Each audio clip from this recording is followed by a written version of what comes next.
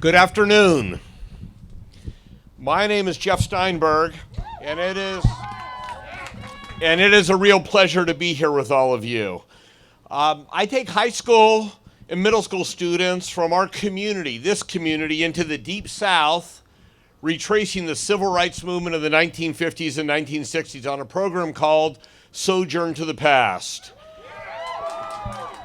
And the lessons we learn on our travels are about institutionalized racism, the destructiveness of language, personal courage, not to be silent to injustice, what we call a silent witness, and the power of nonviolence.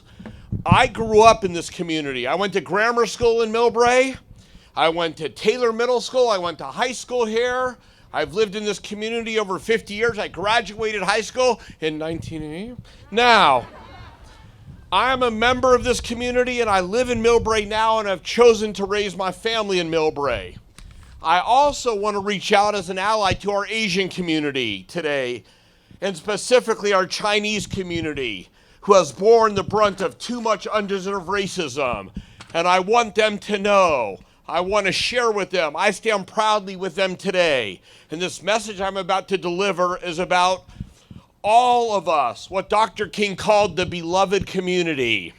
When Dr. King was assassinated in 1968, it was said at his funeral, this quote from the book of Genesis. They said one to another, "Behold, here cometh the dreamer. Let us slay him, and we shall see what becomes of his dreams." What would Dr. King think about the times we are in? He would state unequivocally, with that beautiful preacher voice of his, and without shame or hesitation, Black Lives Matter. Yeah.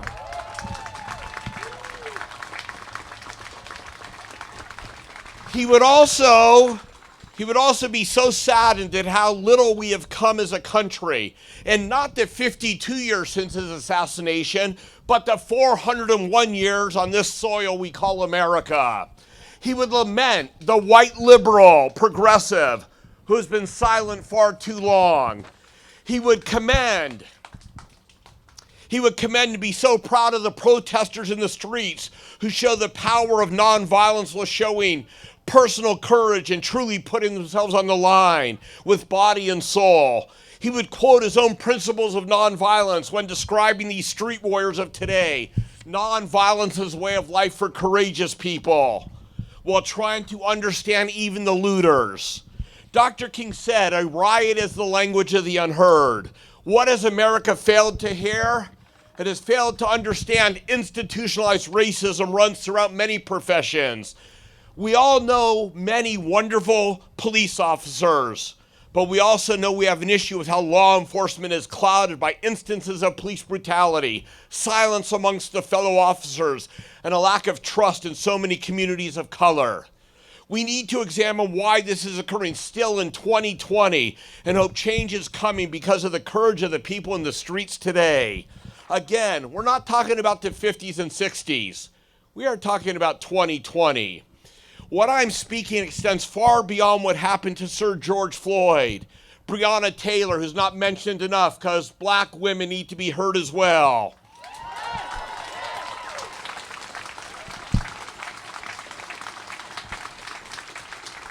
And too many others whose lives were taken much too soon at the hands of brutality and racism. And again, in 2020, a dear friend of mine told me yesterday, I was speaking to him, and I was so troubled about what President Trump was going to do. He's doing a rally. It was supposed to be June 19th. He switched it to June 20th. It's his first rally since the pandemic in Tulsa, Oklahoma, the site of terrible murders of African-American bankers and many other African-Americans who were thriving in what was called the Black Wall Street in 1921 in Tulsa. And Trump was going to speak on Juneteenth, the official end of slavery. My friend said to me, when I heard what President Trump is doing, what city he's doing it in, what date he's doing it on as an African-American, I felt stabbed in the back and I felt stabbed in the heart. Can any one of us imagine and understand his pain, his real pain of why he feels stabbed in his heart and back at the same time? It is time, in my opinion, for white people to understand their privilege and do something about it.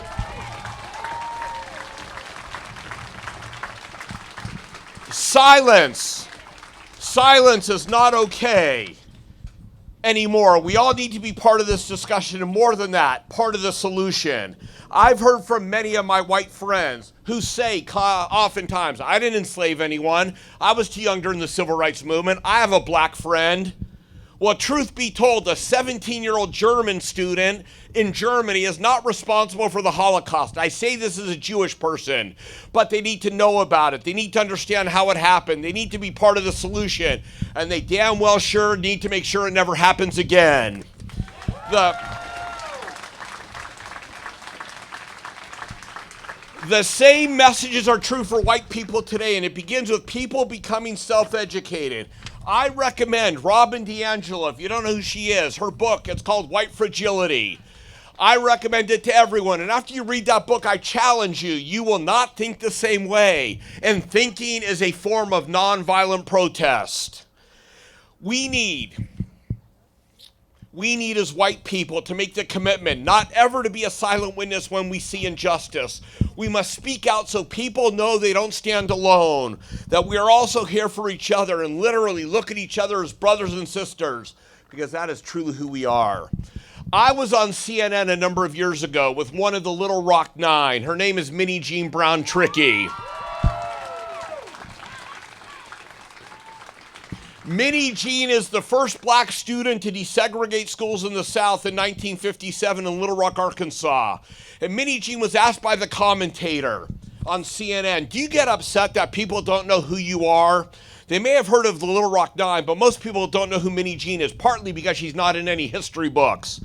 Minnie Jean gave the definitive answer when she said, if people don't know who I am, it's not their fault. It means we haven't taught them. So we have a lot of learning to do, and it begins at home, and it begins with us individually. Now is the time, not tomorrow, not next week, but now. I opened my remarks by sharing a quote that was said at Dr. King's funeral. One more time, they said one to another, behold, here cometh the dreamer. Let us slay him, we shall see what becomes of his dreams. I ask all of you today, what will become of Dr. King's dreams? What role do you play? What role do we all play in bringing what Dr. King called the beloved community? Thank you.